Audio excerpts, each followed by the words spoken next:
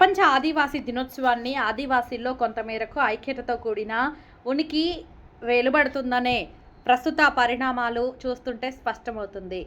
నలుమూలల నుంచి హాజరైన ఆదివాసీలు సాంప్రదాయ నృత్యాలతో ఆకట్టుకున్నారు. ఆదివాసీ దినోత్సవం రోజే కొమరం భీమ విగ్రహాన్ని ఆవిష్కరించడం శుభ పరిణామంగా ఆదివాసీలు పరిగణిస్తున్నారు. స్థానిక శాసన సభ్యుడు జారే ఆదినారాయణ సమక్షంలో నిర్వహించిన కార్యక్రమానికి తెలంగాణ రాష్ట్ర శిశు సంక్షేమ శాఖ మంత్రి దనసరి సీతక్క, కొత్తగూడెం జిల్లా కలెక్టర్ ముఖ్య అతిథులుగా హాజరయ్యారు. సీతక్క విగ్రహావిష్కరణ చేసి జిల్లా కలెక్టర్ అంకిత్ రాయ్ సీతక్క బహిరంగంగా ప్రసంగించారు. అనంతరం వారు మాట్లాడుతూ ఏజెన్సీ ప్రాంతాలలో 5th షెడ్యూల్ గురించి, ఆదివాసీలు నష్టపోతున్న రిజర్వేషన్ గురించి, పొందాల్సిన హక్కుల గురించి క్షుణ్ణంగా ఆదివాసీ సోదరులకు వివరించారు. నియోజకవర్గ కేంద్రానికి భారీ స్థాయిలో నలుమూలల నుంచి ఆదివాసీ సోదరులు హాజరవటం సంతోషంగా ఉందని ఆదివాసీ నాయకులు హర్షం వ్యక్తం చేశారు.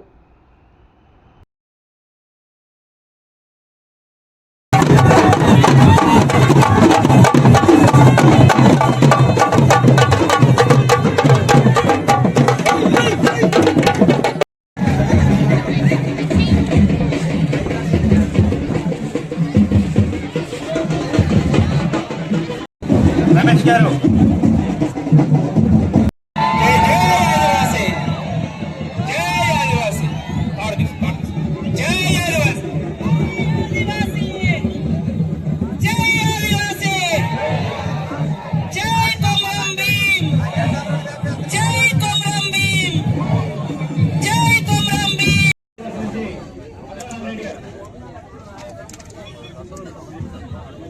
ఆదివాసీ నాయకుడు సంఘ రాష్ట్ర అధ్యక్షులు వసూలు బుచ్చయ్య గారు మాట్లాడతారని కార్యక్రమాన్ని ఉద్దేశించి.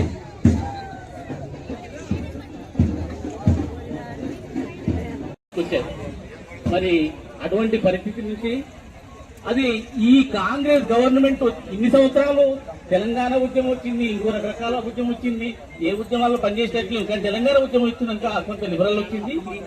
తెలంగాణ ఉద్యమంలో నమస్కారాలు. జై ఆదివాసీ, జై ఆదివాసీ. ప్రజాప్రతినిధులకి, ఇక్కడ వేరే వేరే సంఘం నుండి వచ్చిన రిప్రజెంటేటివ్స్కి అందరికీ హృదయపూర్వక నమస్కారం తెలియజేస్తున్నాను. మేడం, ఇది చాలా గొప్ప దినోత్సవం ఉంది. ప్రపంచ ఇప్పుడు ఆదివాసీ గిరిజన దినోత్సవం సందర్భంగా అందరికీ చాలా చాలా శుభాకాంక్షలు తెలియజేస్తున్నాను.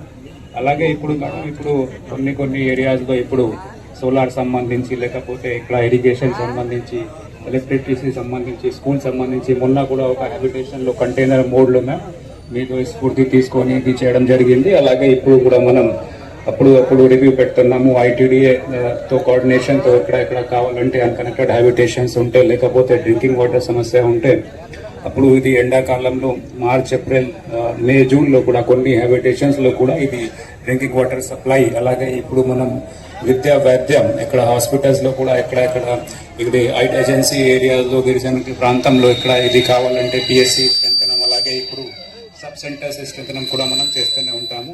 సో ఇప్పుడు అన్ని గొప్ప ఇది మనిషి కొమరం భీం లాగా, ఇది రామ్జీ గౌండ్ లాగా ఇది, అలాగే ఇప్పుడు సమ్మక్క సారలమ్మ స్ఫూర్తి తీసుకొని మనం ఇది పాలన ఇప్పుడు పని చేస్తున్నది మేడం. థ్యాంక్ యూ మేడం, మీ గైడెన్స్ అండ్ సలహాలు. Thank you madam. ఏదైతే కోరుకున్నారో నన్ను ఇక్కడ వేదికగా నిల్చోపెట్టారు కాబట్టి, నేను కూడా కష్టపడి పనిచేసిన కాబట్టి నాదే బాధ్యత అని కూడా మీ జేఏసీ కమిటీకి నేను విన్నవించిన. ఆ తరుణంలో మీరందరూ కూడా పార్టీల అతీతంగా, కులాల అతీతంగా చక్కగా మీరందరూ కూడా విచ్చేసి ఈ కార్యక్రమాన్ని విజయవంతం చేయడంలో ఈ కార్యక్రమం మనందరిది, అది కాదు మనందరిది. మీరు పంపించినటువంటి ఒక వేదికకి నాది మాత్రమే, చిన్న వ్యక్తిని నేను, మీలో ఒక్కడిని నేను కలిస్తేనే ఈ కార్యక్రమం. కాబట్టి ఇది మనందరి కార్యక్రమం. మీరు పంపించిన ఒక నాయకుడిగా నాకు కూడా బాధ్యత ఉంది కాబట్టి అదే విధంగా ఈరోజు అక్కగారి చేత కూడా మరొక చిన్న ఒక బృహత్తర కార్యక్రమం నాంది పలకబోతా ఉన్నాం. మనం గతంలో 2002 సంవత్సరం నుండి మనకు స్థలం కావాలని చాలాసార్లు తిరిగిన మక్క. ఈ ప్రాంతంలో ఎంతమంది ఆదివాసీ గిరిజనులు విద్యకు దూరం అవుతున్నారు, అదేవిధంగా వాళ్ళకున్న మోటివేషన్ దూరం అవుతున్న ఆలోచన తిరిగినాం. మళ్ళీ మనకి 2009 వచ్చింది, అప్పుడు అవకాశం దొరకలే. మళ్ళీ 2014 వచ్చింది, అప్పుడు అవకాశం దొరకలే. 2019కి వచ్చింది, నీరు చేసిన అవకాశం దొరకలే. మళ్ళీ సూత్రప్రాయంగా ఇక్కడ పెద్దల గౌరవనీయులు మరి దుర్గారావు గారు, మరి అదేవిధంగా ప్రసాద్ గారు వారి యొక్క బృందంతో నేను కూడా జత కట్టుకొని వారి ఆధ్వర్యంలో మనం ఒక స్థలం కావాలని స్థలం తీసుకున్నాం. సోదరుడు మన స్థానిక అంటే ఎప్పటికైనా వస్తూనే ఉంటాయి కదా, ఏంటిది ఇంపార్టెన్స్ అనుకున్నా. కానీ ఒక 5గురు జమగూడాలంటే కనీసం మన కొమరం భీమ్ గారి యొక్క వర్ధంతి జయంతి నిర్వహించుకోవాలంటే ఇక్కడ ఎన్ని రకాల చరిత్ర జరిగిందో ఇప్పుడు వివరించిన తర్వాత నాకు కూడా అర్థమైంది. ఖచ్చితంగా నేను రావాల్సిన చోటుకి ఈరోజు ములుగు గాని, హైదరాబాద్ గాని, లేకుంటే ఇతరత్ర ప్రోగ్రామ్స్ వదిలిపెట్టి మరి ఈ రోజు ఇక్కడికి వచ్చినందుకు నేను కూడా చాలా సంతోషపడుతున్నా. కాబట్టి ఈ కార్యక్రమానికి మరి అన్ని రకాలుగా ఏర్పాటు చేసి మిమ్మల్ని అందరినీ ఇక్కడికి ఆహ్వానించి జాతి యొక్క ఔన్నత్యాన్ని, జాతి యొక్క కీర్తిని, మన హక్కులను కాపాడినటువంటి మహనీయుడి విగ్రహావిష్కరణ కార్యక్రమాన్ని నిర్వహించినందుకు సోదరుడు మరి మన ఎమ్మెల్యే గారికి, ఆదినారాయణ గారికి ప్రత్యేకంగా శుభాకాంక్షలు, ధన్యవాదాలు తెలియజేస్తా ఉన్నాను. అదే విధంగా మన కలెక్టర్ గారు మాకు ఐటీడీఏకి ఏటు నాగారంలో పీఓగా పనిచేసిన అనుభవంతో మరి ఇక్కడికి రావడం జరిగింది. అందుకనే వారు కూడా ఈరోజు ఈ కార్యక్రమంలో పాల్గొనడం చాలా సంతోషం. మరొక సోదరుడు గౌరవనీయులు మన మాజీ ఎమ్మెల్యే గారు పెద్దలు మెచ్చ నాగేశ్వరరావు అన్న గారికి, అదే విధంగా ఇప్పుడే మరి జాతిలో మొదటి గ్రూప్ 1 ఆఫీసర్ పేరేంటి ప్రమోద్ సాయి గారికి, మరి కొండరెడ్డి సోదరులకు, నాయకపోడు సోదరులకు, ఇతర గిరిజనేతర సమాజానికి, పత్రికా మీడియా సోదరులకు, అధికారులకు అందరికీ పేరు పేరున ఆదివాసీ ఉద్యమాభివందనాలు తెలియజేస్తా ఉన్నాను. ఆదివాసీల చరిత్ర అంతా పోరాటాల చరిత్రే.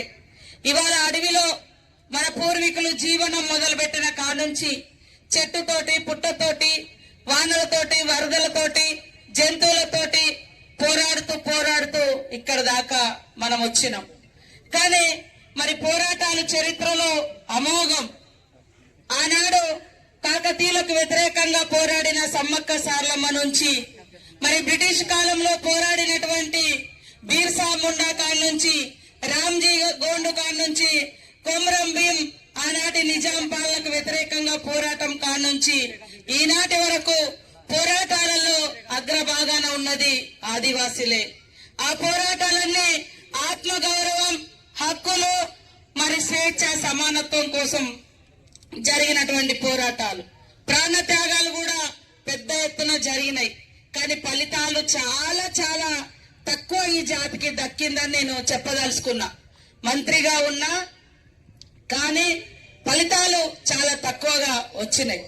కానీ మనము రాజ్యాంగంలో చూస్తే మరి మనకు ప్రత్యేక స్వయం ప్రతిపత్తి, ప్రత్యేక భూ హక్కులు, ప్రత్యేక ఉద్యోగ ఉపాధి హక్కులు అన్ని కూడా ఆనాడు నెహ్రూ, మన అంబేద్కర్ గారు రాజకీయ నాయకుడిగా నెహ్రూ గారు కూడా ముందుండి ఇద్దరు కలిసి స్వయం ప్రతిపత్తి ఉండాలని 5th షెడ్యూల్ ఏరియా అని మన ప్రాంతాలకు, 6th షెడ్యూల్ ఏరియా అని ఈశాన్య రాష్ట్రాలకు, మణిపూర్, అస్సాం, సిక్కిం అలాంటి రాష్ట్రాలకు ప్రత్యేక ప్రతిపత్తిని కూడా ఇవ్వడం జరిగింది.